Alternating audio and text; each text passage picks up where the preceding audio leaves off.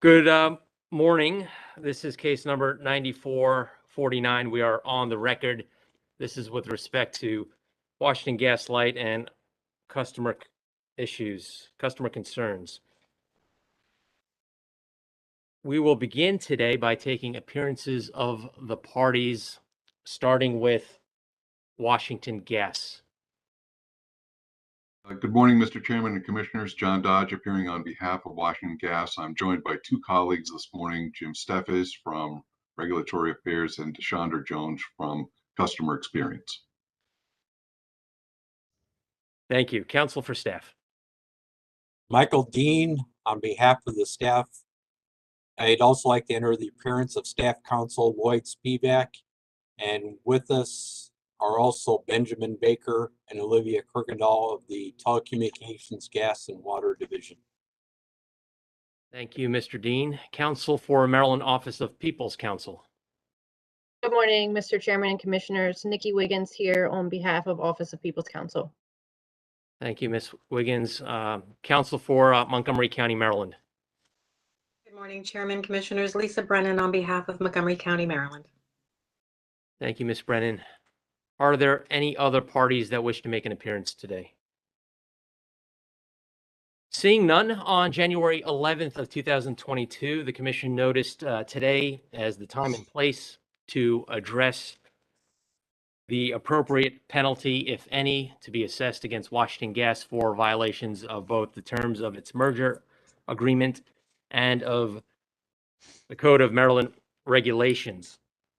Since that notice was filed on January 11th, Washington Gas has sought rehearing or clarification of our December 23rd, 2021 order. That is order number 90018. Subsequent to that, last week, Office of People's Counsel filed a response to the rehearing and or clarification request. Because of these developments and these additional pleadings, the hearing today will take place as follows. The commissioners will have an opportunity to ask questions of the parties with respect to the rehearing and clarification request filed, as well as the response from OPC and responses from other parties. Afterwards, the commission may take a brief recess and will transition to the question that was included in the notice. What, if any, penalties or penalty amount should be assessed against the utility for the noted violations? So with that, I will begin with some questions with respect to the rehearing request that was filed on January 24th.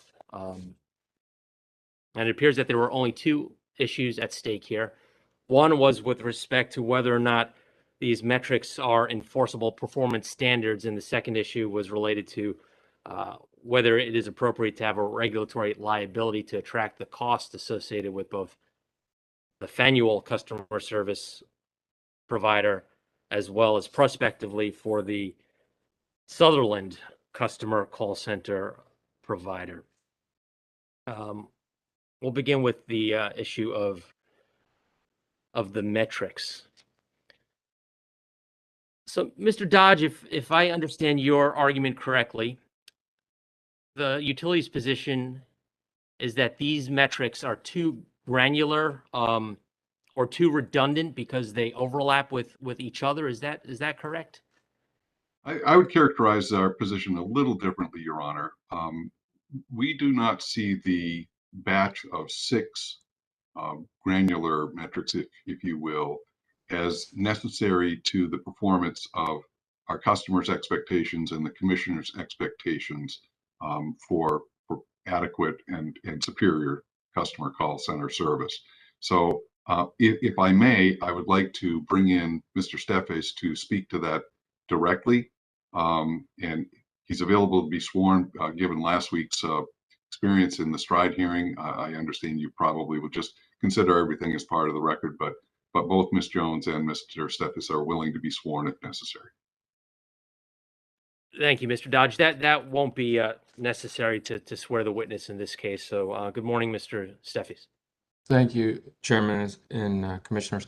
Yeah, I think to your point, we do believe that there are appropriate metrics that allow for appropriate oversight, and often metrics, if you get too granular, can become distracting and drive other issues around performance.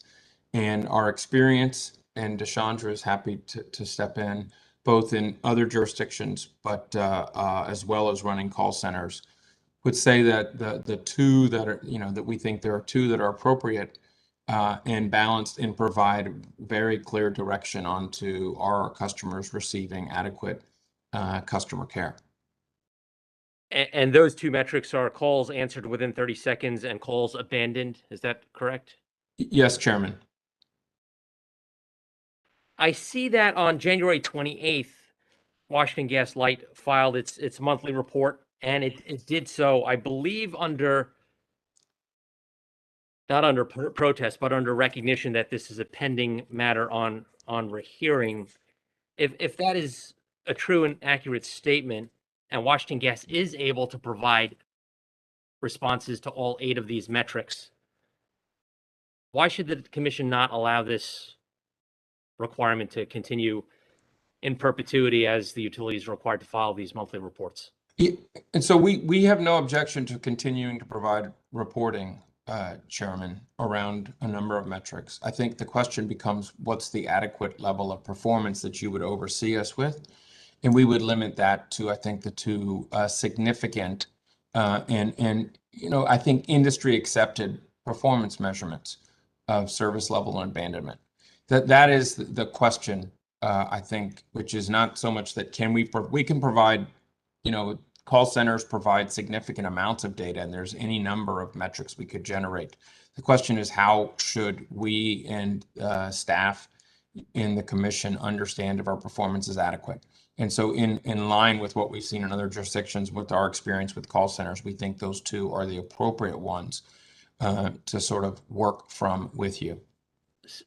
So, Mr. Steffes, if it's fair to say the utility has no concern with providing these 8 metrics, the data associated with these 8 metrics to the commission, but the utility's concern is more with respect to exposure to potentially falling short of any of these standards, and hence exposure to potential penalties. I think it's yes, I think that's correct, Chairman. We believe that to be honest, because they're so granular, we could go into other granular metrics, and we don't think that's the right way to hold us accountable. We think these two, service level and abandonment, are appropriate. And again, I would say balanced against what our other commissions within our footprint are doing. Perhaps a question for Mr. Dodge here. Mr. Dodge, I saw one of the arguments of the utility was that this should be handled more broadly, industry-wide, in a rulemaking process as opposed to utility-specific. I noted that OPC Council referenced that BGE case from 1986, where precedent was set that we could have utility-specific requirements in a situation similar to this. Do we really need to have a rulemaking session to address problems that we've only seen with Washington Gas and not other gas utilities in the state?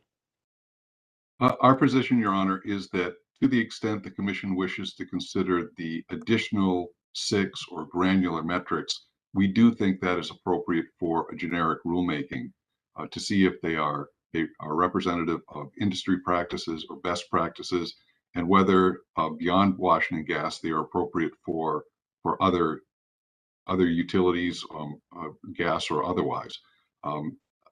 We have not coordinated or spoken with BGE or any other utility, but the way things work, if you adopt them for Washington Gas and some other utility falls short for circumstances that they cannot control, I suspect the commission would look at our metrics, our enforceable metrics, as a guide for future behavior by other utilities. And just as a sort of fair play, I think that if you're going to look at these metrics for just Washington Gas, it also makes sense to put them out for comment for other utilities.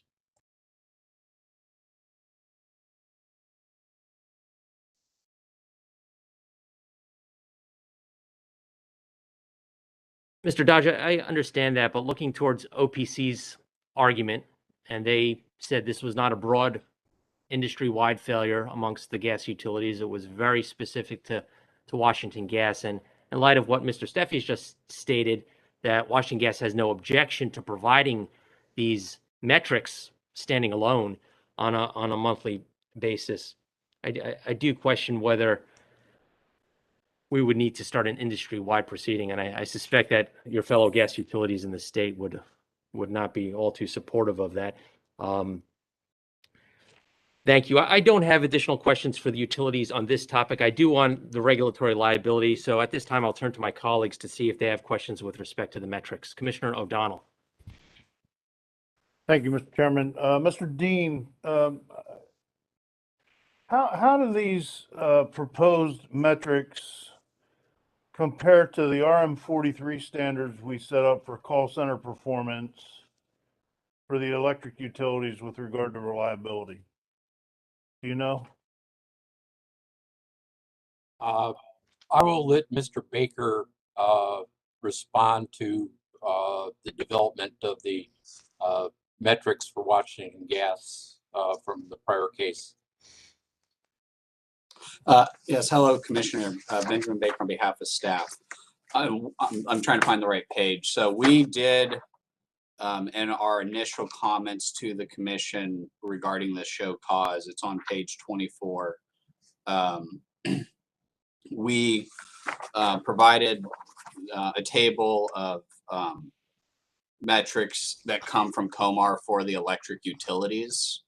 And so we showed the standard from the COMAR against how the electric utilities performed in 2020 versus how WGL performed in 2020. And so there's two standards there, which I believe are the two that Washington Gas are requesting that be put into, that they're asking for us to use as their baseline. But I think, yeah, so that's how we, I guess that's how we compare. I haven't been as closely following the other standards that came out of that case. I would have to go So back. the other 6 standards would be beyond the 2 that Washington Gas is ready to stipulate to, are additional to anything we see in RM43 proceedings. I think I would have to check, but I think because there's two metrics. So yes, they are. Sorry, there's 2 metrics that we would hold the electric utilities to, and then there are a bunch of reporting metrics after that. So Okay. yes, Okay. yeah. All right, that clarifies. I want to make sure we're comparing apples to oranges. I'm not indicating any opinion on a potential statewide rulemaking, although I guess a good case could be made for that. But I just wanted to know how we're going to treat the gas utility, notwithstanding the fact that they've had some serious performance issues that we haven't seen in the electric side and wouldn't tolerate in the electric side. But I just wanted to see how they compared. Thank you. Thank you. In addition, we note that in the merger order, the company agreed to continue reporting on this. I'm not sure why we would have reporting on this if we're not going to hold them to any standard based on that. Commissioner Linton. Thank you, Mr. Chairman. Good morning, everyone. I just had a couple of questions for Washington Gas. And I'll reference some to your filing and some just in general to some general concerns that I had. So I noticed in the filing that you noted that you were comfortable with 2 of the metrics that have been proposed in this case, but not the other 6. And so it kind of got me wondering, does the company have its own metrics, irrespective of the ones that have been recommended here, that would help the company to identify success or failure or needs of areas of improvement for their call centers? I'll let Mr. Steffes go Sure, on. and then Desandra. We do have internal metrics. For instance, we have a customer satisfaction metric that we do measure. The other metrics that I think we discuss internally, and Desandra can go on, with this would include speed to answer, just in general. What is the speed to answer, and average handle time? There are, you know, then the metrics will also get into sort of specific agent kind of activity as well. So the answer is yes, we do tune our operations with other metrics. Again, we would not, though, say, and again, it's a constant balancing of all these metrics, which ones are going to be relevant today, and how do we make sure we're looking at that. But I come back to, and I think to the prior commissioners, you know, when we think about what you've put in place for the electric utilities and what we've seen in other jurisdictions, we continue to believe that in terms of what we're accountable for with this commission, we think the ones that are most clear and transparent would be service level and abandonment. So, and that kind of goes back to the same concern that I have here is they clearly have to be, if you have your own metrics internally for the company, they clearly have to be, well, for you at least, clear in some way so that you can measure your own internal success. So I'm kind of having a hard time understanding why it's within the company you can have these types of metrics. And I suspect you have even more than this. But for the commission, and at least publicly, so that your customer base can understand what those metrics should be and are, there's some concern about that. Well, Commissioner, I mean, in terms of our value drivers and how we set performance metrics for individuals in the company and then for organizational efficiency, we have, you know, a wide range of metrics. But, you know, I guess in terms of how we are able to clearly and succinctly provide comfort to the commission, to staff, people's councils, and others, into our customers, we believe these two metrics are the ones that are transparent and well understood and are appropriate across the industry. And that's why we would say for this, it doesn't mean that we won't have other, you know, in a call center, you may have adherence around agent performance. We'll have a metric on that, but that wouldn't be what I would communicate to my customers about adherence, which relates to how agents are at their desk during the right amount of time. There are always metrics that we look at, the ones that we think are relevant to the conversation and for your understanding of, are we performing? You know, are these two measurements that, again, I think are relatively well understood and are clearly industry norms. And so is that the same position, the standard across all of the AltaGas companies?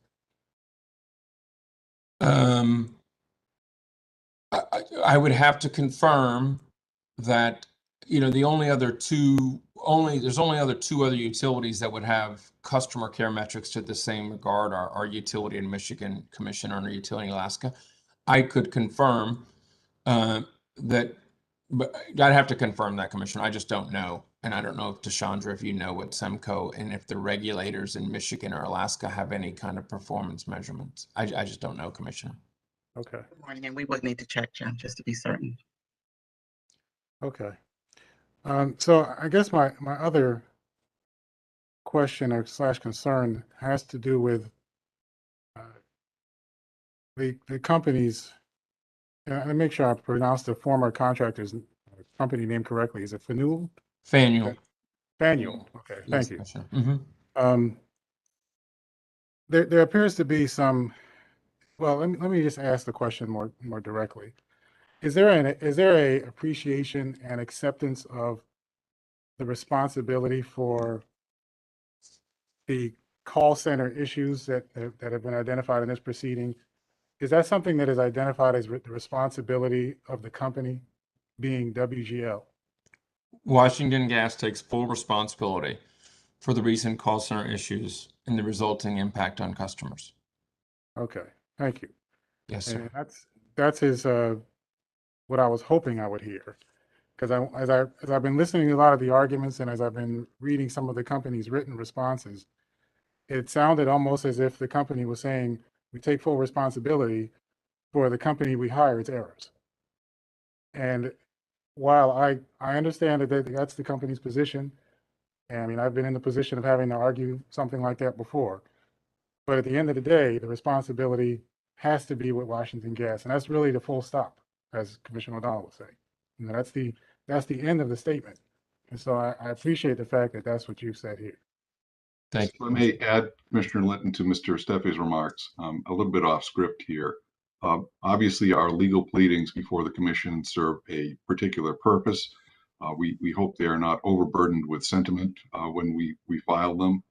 But as we have communicated directly to our customers via direct messaging, via the calls that we as individuals have handled, via social media, we are sorry. We apologize. We apologize for inconveniencing the commission, the Office of People's Counsel, Montgomery County, all the parties to this case, and especially our customers. And we have taken steps to make sure this never, ever happens again. Well, and I appreciate that as well. And that kind of leads to my last point and question. Help me to understand what the company's strategy or approach is going to be going forward for basically rehabilitating that customer relationship. I mean, it's not just a question of accepting the responsibility and firing a contractor, but there are a number of customers, both current for you now, and you know, as I'm not a resident of yours, I'm not a customer of yours directly, so I'm not part of the area where consumers would have communicated to the press or media or something of that sort. But from what I've been able to gather, there were a lot of people that were very upset during this period of time. And there is not just a reputational issue here, but there is a customer satisfaction issue that goes just beyond the fact that now they call you and you pick up the phone quickly. So help me to understand how the company is going to not just reach out to consumers, but to repair the relationship. Yeah, I mean, I think, Commissioner, it's a number of things. The first thing and the most important thing is that we never get back into a situation where customers cannot reach us in a timely and thoughtful manner. So that is the most important thing. Going forward, they won't have that. Secondarily, we are driving to create a much more, I would say, 21st century or digitally enhanced customer experience. As you know, in your own world and in your own life, and as well as what we've seen, customers want to be able to communicate with their partners, their providers in ways which they find available and at the time in the way they find available. And much more of that is digitally. And so we are pursuing digital enhancements around that plan. We have also recently, and it's a part of our team, of course, outreach and stakeholder engagement. We are ramping up those conversations across the communities. You know, we were just in College Park last week, and we do need to make sure we're communicating what Washington Gas is doing in the near term and the long term on behalf of our customers.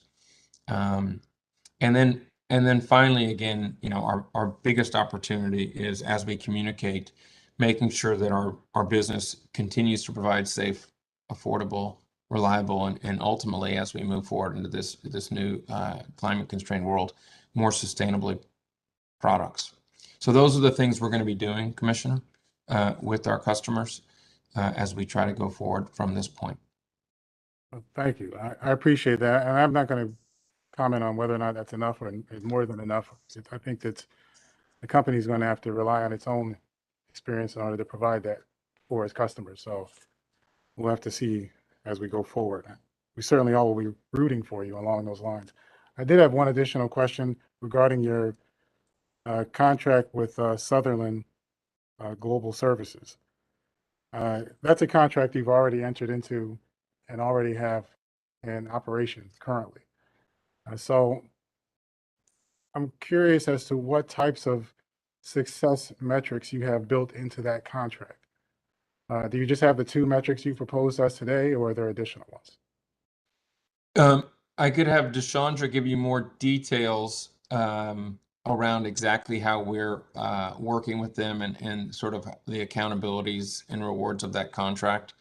I will say, you know, one thing I will, and it hasn't before the commission, and we'll just make sure in terms of their success.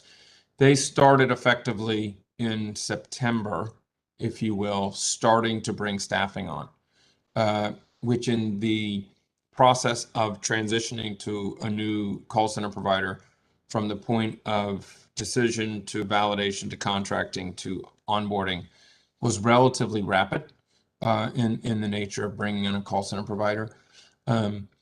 Performance in Q4 of last year was better than we had seen, slightly improved, but of course they were ramping staff as they came on. I mean, we are very pleased to see along the two metrics from Sutherland that we believe are appropriate, service level and abandonment. If I can just give you the number. So in January across our territories, our service level was 91.31%, which means 90% of the calls were answered within 30 seconds. And our abandonment rate was 1.27%, which is well below 5 or 10%, which I think would be industry norms. So, and that's again, so I do, but Chandra, why don't you give the commissioner a little more on the contract and sort of how we start to work with Sutherland? Sure. Good morning, Chairman and Commissioners. Commissioner Linton. So in addition to the two that Jim has mentioned, we also hold them to metrics around our emergency, and we hold them to metrics around customer satisfaction and the quality that the representatives perform. So those things we meet with them weekly on to make sure that they are hitting those numbers. And if they're not, they're required to provide a weekly or an action plan to get back up to performance before the month is out. Those metrics that I mentioned, I think it's important to say, are all inputs into those first two that Jim mentioned. You know, the satisfaction and quality are those things that would impact, of course, the service level and the abandonment rate. So those are a few. We certainly have others that are not critical, that we don't consider critical, meaning first contact resolution and other things around daily operational intraday management of the teams. And if needed, we can go into greater detail there as well. But that at a high level is what is happening. All right, thank you. I can add, Mr. Chairman and Commissioners, that although it was an accelerated process, we did take care to measure Sutherland and the other bidders to replace Fanuel against national standards, national expectations. And we believe that the contract we have with Sutherland, which I believe is on file with the Commission as part of our response or part of our earlier filings, we consider it to be all industry best practices and industry best metrics, if you will. Exactly. All right, thank you very much for your responses. I've got other questions, but I'm going to hold off for now. Thank you, Mr. Chair. Commissioner Herman. So let me understand, Mr. Dodge, Mr. Steffies, you're okay with reporting, but you don't like the benchmarks. Is that correct? Well, I'll let Mr. Steffi speak specifically to, there are a couple of those metrics which are snapshot metrics, and those vary by day, by week, by month, certainly by quarter. And we just don't think it's appropriate to make an enforceable metric out of a reporting metric. Okay, let me ask you about that. What do you mean by enforceable? Well, any metric that the Commission could look at and say, we will impose a civil penalty or some other regulatory remedy if you don't hit this metric by whatever the measurement, the separate measurement metric is, whether it's on a quarterly basis or what have you. Okay, so did the commission in fact did not impose automatic penalties as OPC had requested for meeting these metrics. Is that correct? Well, if I can, but what my understanding the Commission has done is that the company is restricted from certain activities that it would normally undertake until 3 contiguous months of performance across all 8 measurements are met. Mm-hmm. So for instance, that would mean 8 measurements each month would be met, which means that if one measurement, which we think are time specific and very granular, was not met in February, but in the other 2 months and the other months, all the other measurements, that would mean that we could not engage in certain behaviors and activities that we would find necessary and prudent to run our business. So let's say That I guess would be again, in terms of the commission's goal of ensuring adequate customer care, we think that's reasonable around industry norms and what you've done for the electrics around service level and abandonment, which we think across a month are well within our capacity to deliver. Okay, so you just told us that, with respect to at least the two that you're willing to benchmark, you're already at 90% and, 1 point, whatever it was, percent of calls abandoned. So you're already there with respect to that. Is that correct? For the month of January, those two measurements are within norms. Yes, Commissioner. So, you know, I'm having a really hard time, you know, the company always has the ability, and Mr. Dodge is aware of this, that if the hypothetical you came up with is that one of them was missed over that 3-month period, you could come in and say, we should take these off. We missed this one because of X, Y, and Z. We had a storm, or we had a flood, or something happened in a manhole, or whatever. Isn't it possible, Mr. Dodge, that you could make that argument and we wouldn't have to be arguing about whether this is enforceable or not? We certainly would avail ourselves of that opportunity. Yes, Your Honor. And Commissioner, again, I would just throw out, as Deshandra highlights, there are measurements that we hold ourselves accountable to, and our partner holds themselves accountable to within the contract.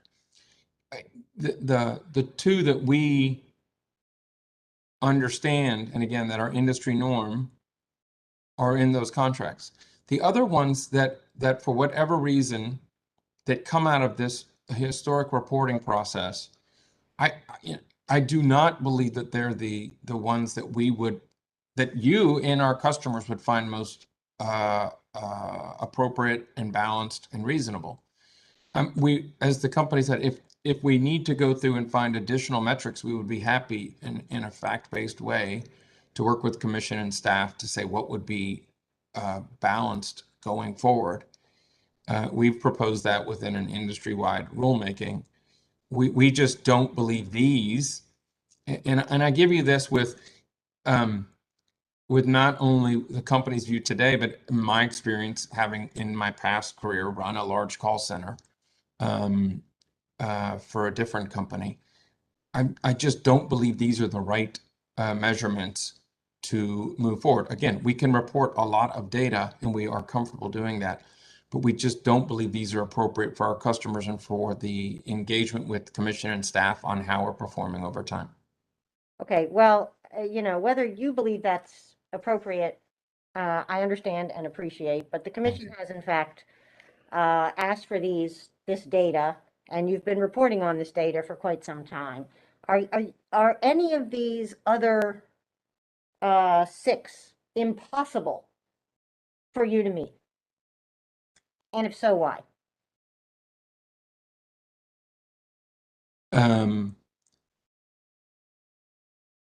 Just, you know, I to say they're impossible, I never, like, you know, in terms of reporting and customer care, some of them may be at times conflicting with our ability to provide affordable, high quality service. The ones around peak intervals get to be the most challenging to anticipate the peak interval and then also make sure we're delivering against that in a month or in a quarter. They become more challenging. I think, Deshandra, do you have anything you want to build on that?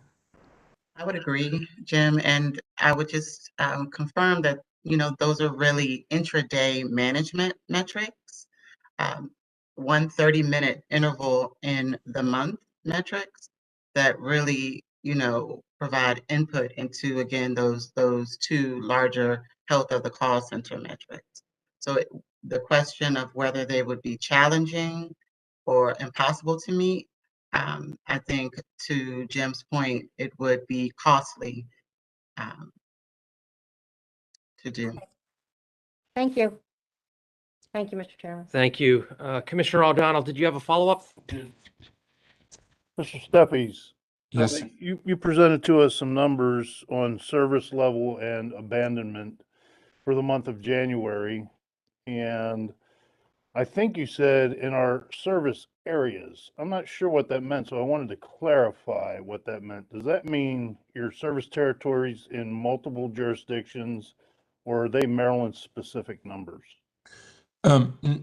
What I meant was our call center operates across all of Washington Gas's areas, DC, Maryland, and Virginia as one call center.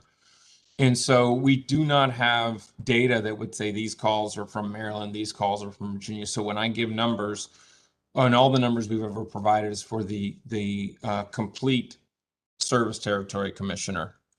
So are you telling me that you're not gonna have Maryland-specific performance numbers even if we only adopt the 2 metrics going forward, it's gonna be also Virginia and DC lumped in? As we've operated this way for a number of years, we have one contact phone number for all of our customers that operate within Washington Gas. And the data that we provide and the service we provide is across all customers across Maryland, Virginia, and DC collectively. So how am I supposed to ascertain whether or not Maryland citizens are being serviced as well or as appropriately acceptable as the citizens of the District of Columbia or the citizens of Virginia? Well, different priorities that we can't ascertain. Well, we would, if the commission believes that, that again, our view of effective and efficiency is the best way to do that is to one contact call center number. And that based on the law of large numbers, again, our customers across all those jurisdictions are generally impacted similarly around their matters that the call center performance for the company is relevant and respectively accurate for each jurisdiction individually. If I may, Commissioner O'Donnell, I would add that our case number 9104 reports have always included all 3 jurisdictions' numbers.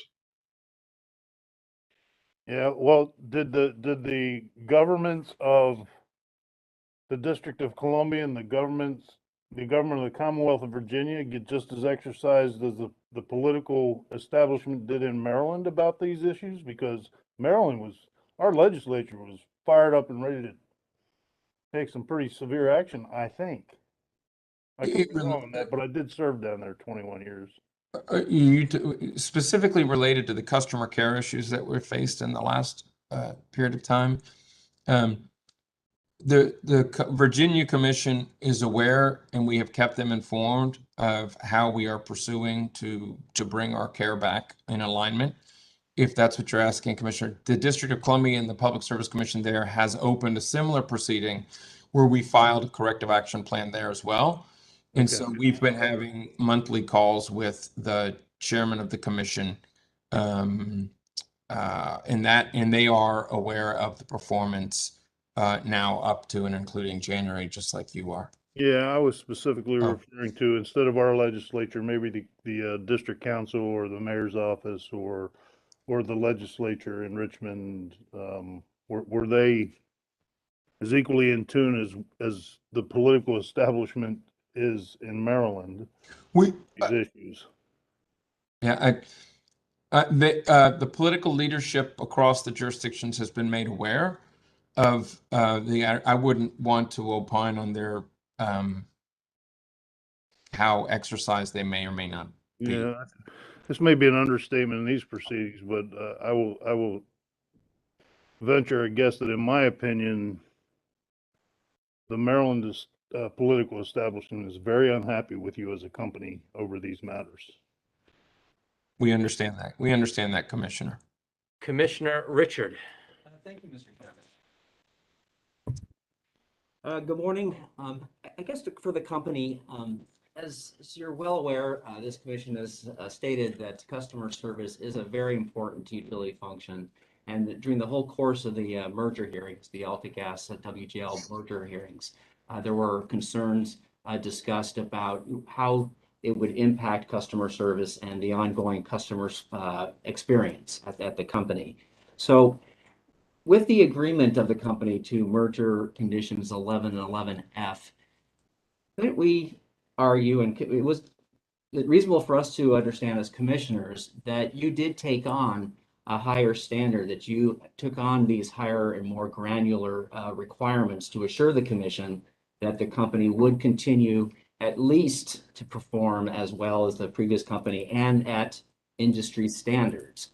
And so isn't that a condition of this merger? And isn't that why we're here today? Because of the egregious failure of the company over the last several months. I'll start if I may, Commissioner. We are here because of an egregious failure that we have taken responsibility for. No doubt about that. No evasion necessary.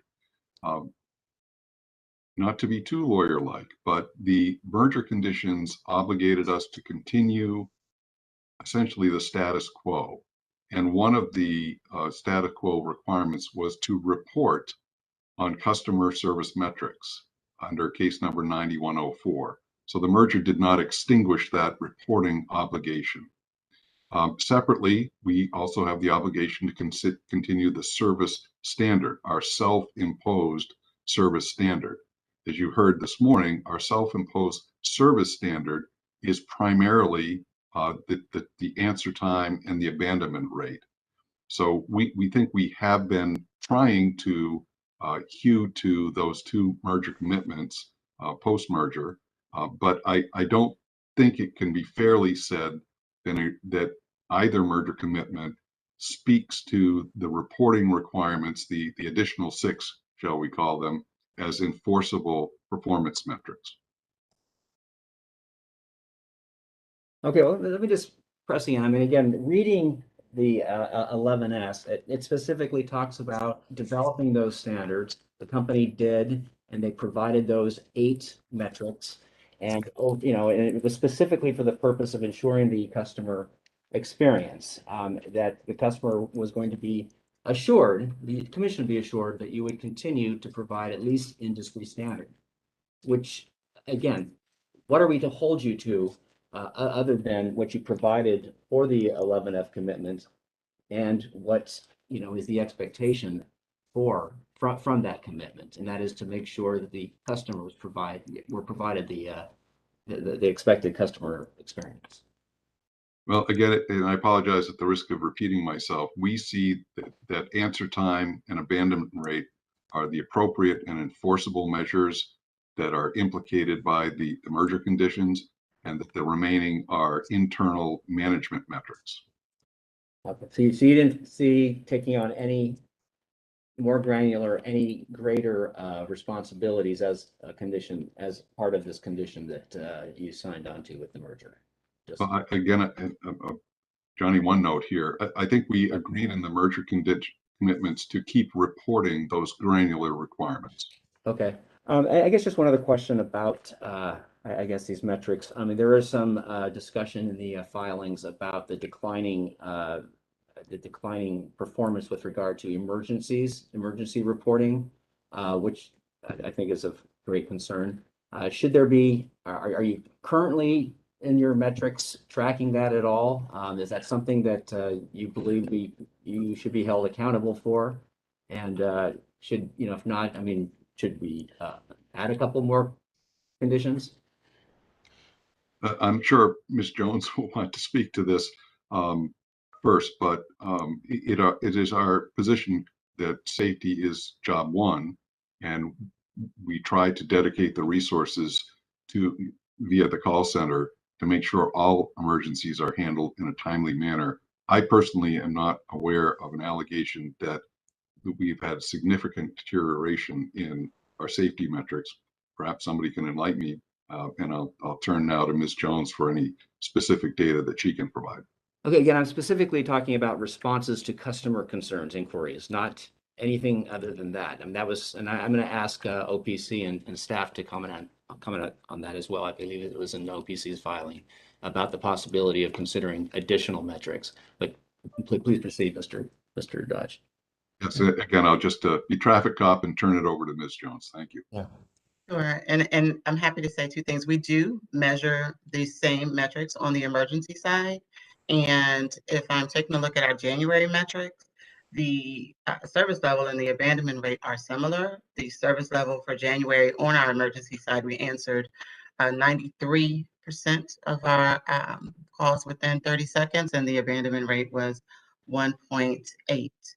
So very, very similar and very stable. So I'd be also interested in gaps that we could take a look at, or specifics that were reported through the OPC filing. I think if I can build on what Deshandra said, we do look at emergency level specifically because it's a separate phone number if customers have an odor, smell, or some other issue. And I think you are right to highlight, and we internally do monitor that that phone number effectively to make sure the performance is extremely well delivered. If there were other, again, right now, that's not something that you would have even in the 8, I believe, that you're, would consider. If we were to go to a broader rulemaking or broader conversation, I would think that specifically that would be a reasonable metric to say to customers, not only is your overall service level at 70%, 75% within 30 seconds, but that for the emergency call, we would like you to deliver 90% within 30 seconds on the emergency phone line. That is how we think about running the business. That's how our goals are internally. And I do think that would be a good point of conversation going forward, Commissioner, if I'm helping answer that question. All right, well, thank you. Obviously, it's the concerns about WGL that we're focused on today, the specific problems that WGL is facing. Let me just ask OPC, do you have any concerns about trends on the emergency reporting that you think need special address? Yes, Your Honor. I believe, as we filed, as the graphics show in our response to Washington Gas's petition, I don't know what the source of these issues are with the emergency call center metrics, but there are a number of these that, Washington Gas was not struggling with before they transitioned, that all of a sudden in Q3 and Q4 of 2021, we saw declines, and that includes emergency calls answered within 30 seconds, the percent of those, the emergency call longest wait time at one point in Q4, the longest wait jumped up to almost 35 minutes. And then also the abandonment rate of emergency calls jumped up. This obviously, we have the same issues here as we have with their other metrics, and that if customers can't easily reach them, or if they're abandoning calls, if they're having to wait a long time before their issues are being addressed, then the complaints can't be investigated, and these complaints and these issues are obviously of heightened concern if the customer is calling the emergency line. So this adds an additional safety concern. And just to address, these metrics that OPC has put forth and the metrics that were adopted by the commission in the corrective action plan, they come directly from Washington Gas's own contractor in this proceeding. I might disagree a little bit with Mr. Dodge when he states that, all they had was a continuing reporting obligation.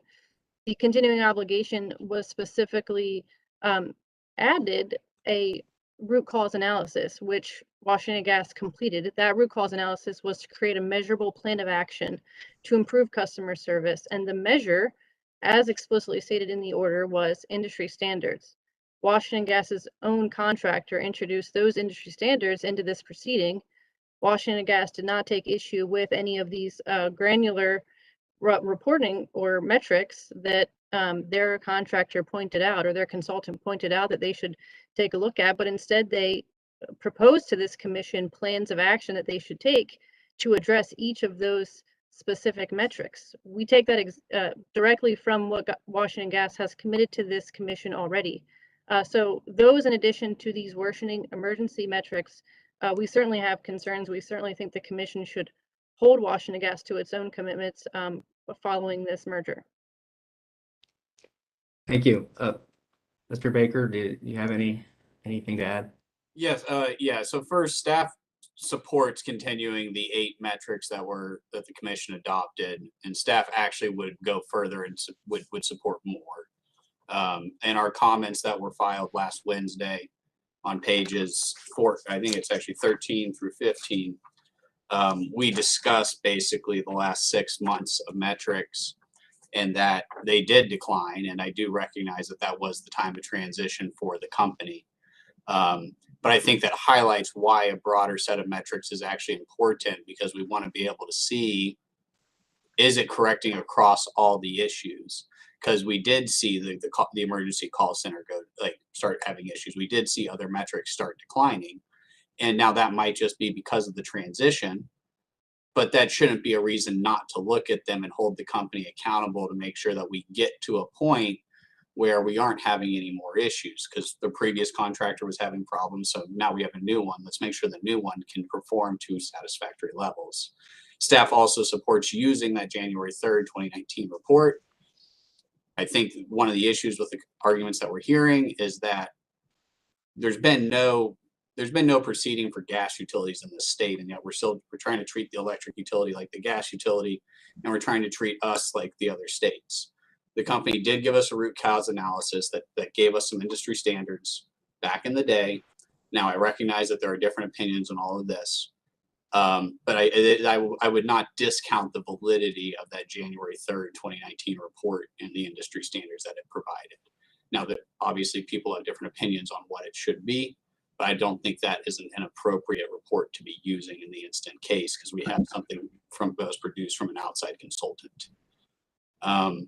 So anyways, staff, I think, would support expanding it, especially based off of what happened over the last 6 months during the transition. Thank you, Mr. Baker. Thank you, Mr. Chairman. Thank you, Commissioner. At this time, we will move to the second issue that was raised in WGL's hearing request, and that is with respect to the regulatory liability imposed in our December 23rd order. Ms. Wiggins, I'll start with you. You stated that the argument of retroactive rate making is not relevant to this proceeding, but my question to you is, how can an already approved cost, and I'm talking about the costs related to Faneuil, be the basis for future cost of service adjustments without triggering the rule?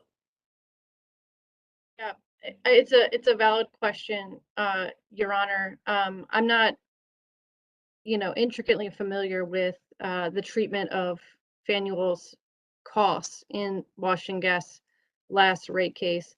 But Ms. Wiggins, can I stop you there? sure.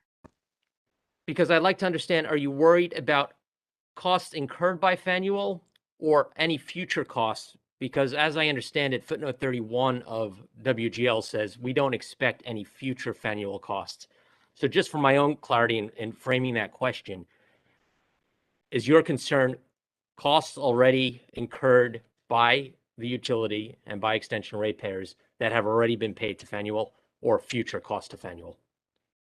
Our concern is certainly with both, Your Honor. And the reason for that, the reason why we would also be concerned about past costs being tracked is because it's conceivable that, not all of those costs incurred are reasonable or would reasonably be considered part of what was approved in the last rate case, or what was designated to Faneuil. Washington Gas revealed in some of its filings that it took extra measures financially to incentivize Faneuil to perform, including handing back some of its SLAs or things of that nature, which are not completely clear at this point. It's not completely clear what additional expenses might have been associated with the failures of Faneuil that would have gone above and beyond what would have been a reasonable or expected cost associated with providing customer service. And so for that reason, OPC does not think it's unreasonable to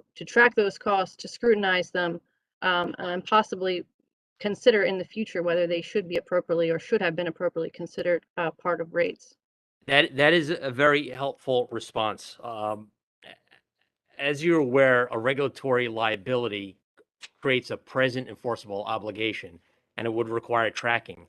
But we could also require trackers that don't necessarily impact the regulated rate that would impact future costs for customers. So would Office of People's Counsel Office of People's Counsel be okay with a garden variety tracker as opposed to imposing a regulatory liability in this case? Yes, Your Honor, the short answer is yes. Our main concern here is transparency and increased scrutiny given what has happened. We support any mechanism that the commission wants to impose in order to do that. With respect to Sutherland, obviously we're looking prospectively. Is your answer the same, that we could continue to track the costs? Obviously, it appears that the first couple of months, December, January, look relatively good for Sutherland, and we don't want to let them off the hook after a few months of positive performance. Does your response hold for Sutherland, that we don't necessarily need a regulatory liability, but we could use some other tracking mechanism to properly track all of the Sutherland costs? OPC would certainly, whatever the commission wants to impose in order to ensure these costs are being tracked, we will support. We will, in this case, it's a little bit different than the past expenses. We would certainly support, and I think staff introduced the idea of this regulatory liability for Sutherland's costs. We do support that. We think it is appropriate in that case, especially considering you pointed out that there maybe are some limited indications that there were improvements in January in Sutherland's performance. But the data filed for quarters after Sutherland took over show that we're still significantly below the industry standards that Washington Gas introduced in this proceeding. So I don't think the regulatory liability is off base as it pertains to Sutherland's costs. I think that would allow for us to scrutinize and discuss those costs and whether they should realistically be included in rates to customers that have suffered egregiously from these customer service shortcomings.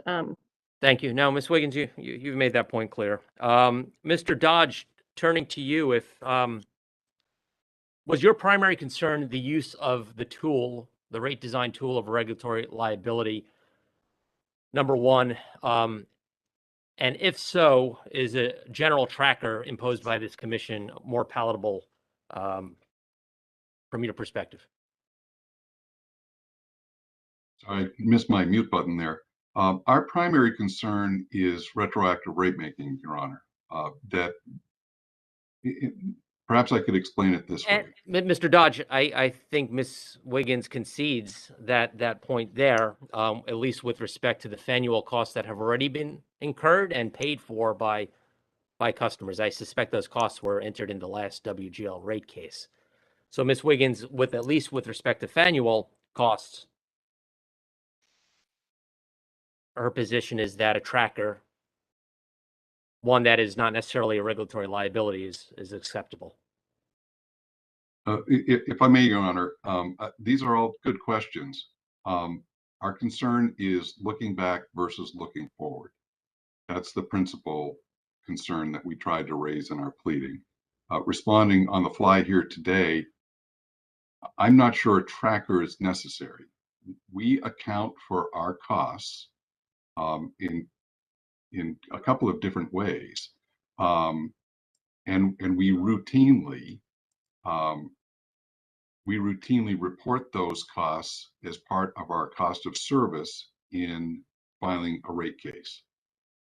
And so if the concern is transparency, the company will agree right now to provide Sutherland costs as a breakout category in our next rate filing so that the commission can see what we've spent. In other words, we would be shortcutting discovery. We'll make that one of our filing elements, one of our compliance filing elements the next time. I don't see usually a tracker is associated with a surcharge on a bill or a reconciliation mechanism. Here, we're talking about a regular cost of service for an outside vendor. We will have all of the invoices available to share with the commission and the parties to our next rate case. and we can discuss whether the contract costs, which are a little bit less than Faneuil, by the way, were reasonable and prudently incurred. So I don't see the value of a separate tracker. We would have the same information available for the commission and parties, whether we track the costs or not. Mr. Dodge, you may not see the value of an additional tracker, but if the commission is to wait to the filing of your next rate case, whenever that is, there is some lack of transparency between now and then. You make a great argument with respect to prospective costs versus costs that are already incurred, and I thought Ms. Wiggins made a pretty substantial concession in stating that the commission need not impose a regulatory liability for the annual costs incurred. So I have no additional questions on the regulatory liability arguments to my colleagues. Commissioner Herman. Thank you, Mr. Chairman. I just have one question. Mr. Dodge, is the company's dealings with Faneuil completely over, or are you still seeking damages or anything else from them? I'm going to turn to my right because I have a specific statement to respond. It's an excellent question. And I don't want to overstep my personal authority here in the company. So if it sounds like I'm reading, I am, Your Honor. We believe we have preserved all of our rights with respect to Faneuil. We remain in discussions with Faneuil about that company's underperformance, and we intend to pursue our rights in a forceful manner. Okay. I appreciate that, and I'm glad to hear it, but I think part of my concern with respect to Faneuil and why I'd like to have tracking done with respect to Faneuil going forward is so that we are all made aware of if there is a settlement or some payment from Faneuil for failure to meet its obligations under the terms of its contracts, that we be aware of that as well. So I want to make sure that we track the ongoing expenses and potential awards from Faneuil. It is within my authority to report to you, Your Honor, that if a circumstance arises where the company derives any benefit from continuing exchanges with Faneuil, you can expect to see us back here at the commission to make sure that 100% of those benefits flow back to our customers. I appreciate that, and I would expect that, but I just want to make sure. I think that, because I don't want to shut the door on Faneuil, because there may be something prospectively that happens with respect to Faneuil, maybe not costs going out, but damages coming in. So, from that standpoint, I want to make sure that we're keeping track of Faneuil going forward. Yes, and the company will agree on the spot, Your Honor, to provide regular updates about our status with Faneuil. I would suggest perhaps on a quarterly or biannual basis, and we could do a short report that either says still talking, on the road to settlement, or whatever it might be. Okay, thank you. Commissioner O'Donnell. Just a follow-up to this discussion on a tracker or a regulatory liability. Wouldn't that be a way that the commission could order the company to make sure that this is accounted for appropriately and not be based on a verbal commitment? I mean, we know you don't likely make commitments and you always keep your commitments, but wouldn't that be a way for us to make sure that we get the figures both positive and negative with regard to Faneuil going forward? The short answer is I agree with you that the commission has the authority to do that. We don't see it as necessary. Also, I took one semester of accounting, so lawyer accounting ahead, but I don't think this would be a regulatory liability, what we're talking about going forward. Rather, it would be a regulatory asset that the commission could consider. But I would have to. It could be a regulatory liability that had a positive input if you recoup monies. So you can split hairs. I don't care what you call it. I want you to account for it formally and not make a verbal commitment to account for it. And if that appeared in your order, Your Honor, from the bench or in writing, we'd certainly honor that. Okay, Commissioner Richard? Yes, thank you, Mr. Chairman. Probably for Mr. Baker. I was interested in one of the reports from WGL that they actually I don't know if they refunded the I guess penalties. Probably not refunded, but they didn't collect penalties in lieu of some other action. I'm just curious, what would those penalties have benefited the shareholders, or would that penalty had been something that would have accrued to the ratepayers? Are you, just to make sure I'm talking to the right thing, is this on page, sorry, give me a second. I think I it's, don't have it in front of me. I just had it in my notes. yeah, there was a case a couple of years ago where I believe both Pepco and Washington Gas did not provide sufficient notice to customers about disconnection, which then led to a show cause hearing. And I think at the end of that, there was a settlement, and that's what we're documenting. It's on page 20 of our Okay, I think I haven't been clear in my question. No worries. I'm talking specifically about penalties that I believe were due WGL by the failures of Fanuel. And the company reported they did not collect those, but rather they allowed them to instead they were supposed to put more money into their performance. Had those penalties been collected, would those have been to the benefit of shareholders or to ratepayers? I'm not entirely sure. And I think a large extent to that would depend on when that happened. So if it happened within the company's test year in the last case or a previous rate case, then theoretically it should have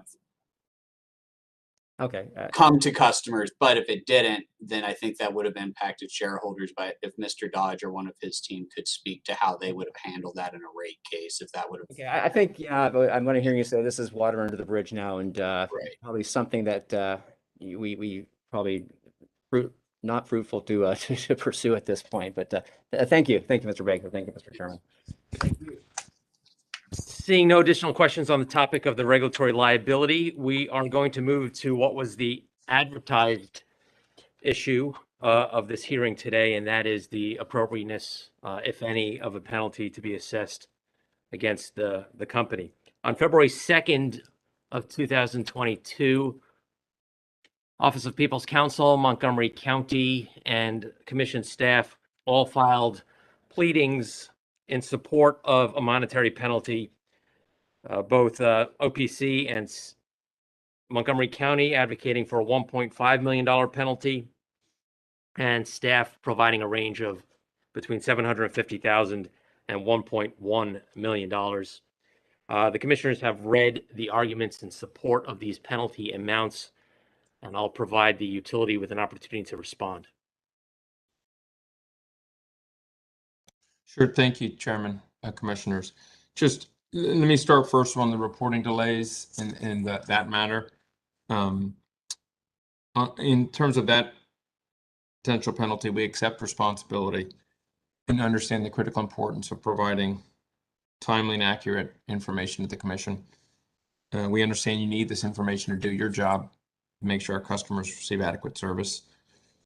We do, and we are revising and improving our system to provide reporting in a timely and accurate manner. We've reviewed the staff memo on the appropriate amount of civil penalty related to this failure, and we do not object to their analysis and conclusion.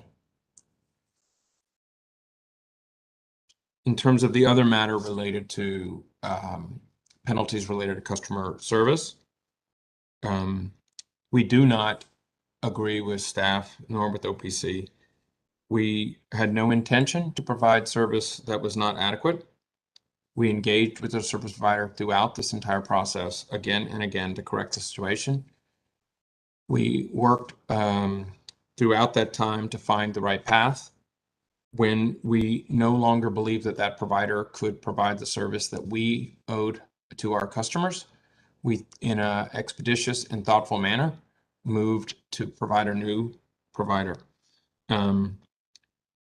That being said, what we would propose is that if the commission does believe a penalty is appropriate, that it should be aligned with the penalty related to our reporting delays.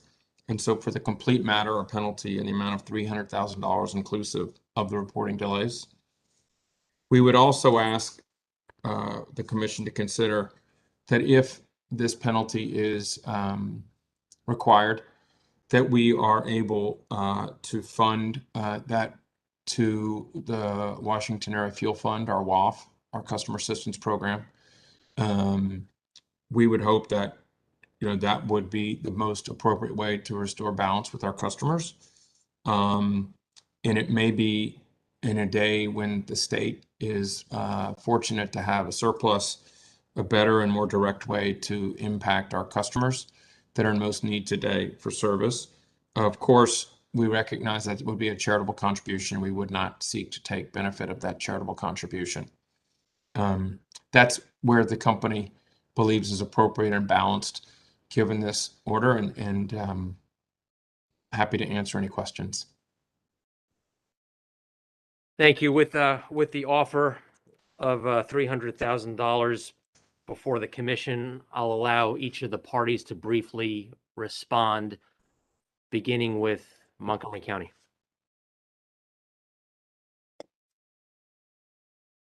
Thank you, Chairman and Commissioners. I don't see how that is actually going to be sufficient.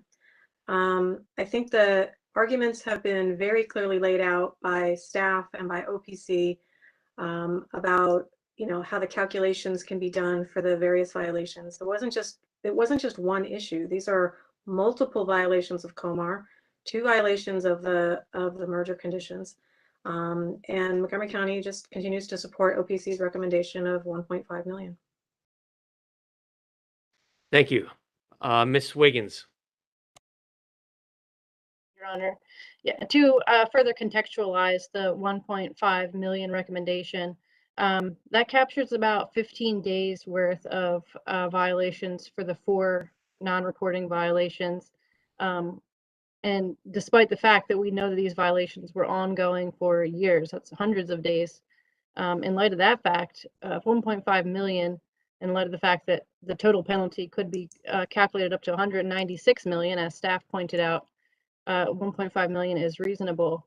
I think the commission should consider the comments that we made that these violations are not isolated or remote. Washington Gas has recent violations that are kind of echoed here in these violations in terms of failing to make timely reports, violating commitments that could lead to substantial harm to their customers, putting their vulnerable customers at risk by not ensuring that they're hearing complaints and can act on potential emergent issues. This is a very grave issue here that essentially for an extended period of time, Washington Gas's customers could not reach Washington Gas. As the commission has made clear, customer service is an essential utility function. Washington Gas failed over an extended period of time to provide that function. This led to people not having access to their gas service, as OPC pointed out and as staff pointed out in some of their filings. It also led to a significant disruption into the daily lives of Washington Gas's customers. They can't take their business elsewhere. The only financial recourse they have is through this commission, and that's why it's appropriate for the commission to act. This, remedial efforts that Washington Gas points to in terms of switching over to Sutherland shouldn't play a role in the consideration of this civil penalty. The commission already generously ended the violation term at the point at which Washington Gas signed their new contract with Sutherland. So they have mitigated, to the extent that they're not counting continuing violations into the violation term, they've mitigated the civil penalty already in doing that. And as we pointed out, as we just discussed extensively, Sutherland's performance is still nowhere near industry standard.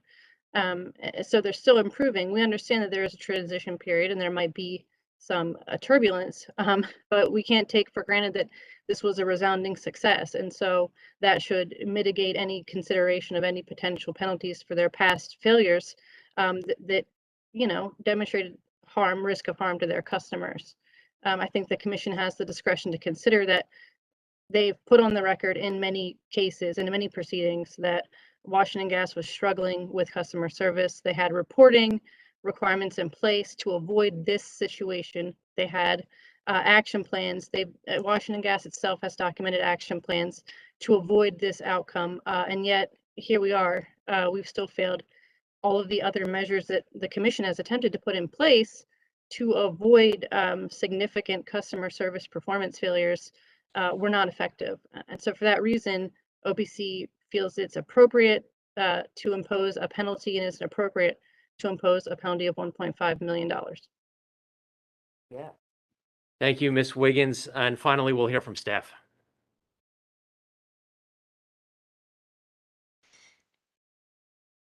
Mr. Baker will be discussing the amount of our recommendation for the penalty. Thank you, Mr. Dean. Yes, so staff continues to support our recommended range, Chairman and Commissioners. As OPC just summarized, this has been a sustained, and as the Commission found, a sustained violation that did result in 3 COMAR violations and 2 merger commitment violations. I appreciate that the company is, throughout this entire proceeding, recognized that the customer service is not acceptable as it has been, or as has been happening, but at the same time, the customers have needlessly been impacted by this, and the issues with it have been documented for years. And the company, as the Commission said, this is a essential utility function, and it was the company's commitment to look over its contractors. And so, at that point in time, the fact that this happened, they had to take action to fix it, is on the company, and customers had to suffer for it, as we've documented in there. That range from billing issues to some customers not being able to get customer service, or not being able to get service, which is a substantial issue. In terms of the transition period, I agree with OPC. In terms of this was a time of transition, we understand that, but also during that time of transition, customers were once again still asked to accept subpar customer service to fix for the previous issues as they made that change, which was once again documented in our comments. And then finally, this is the second time a commitment has been, at least we've, in a hearing like this, where we've had a commitment from the company that's been violated. And so due to all those, we do recommend our range between $750,000 to $1.1 million. And that was informed by looking at the previous proceedings that we documented in our comments. Thank you, and we're available for questions. Thank you. I will allow the utility one final opportunity to respond to those 3 positions if you so choose. Thank you, Mr. Chairman and Commissioners. We very much appreciate your time today. I think it's been a good faith discussion about both the facts, but I'd like to turn for my final comments to the law.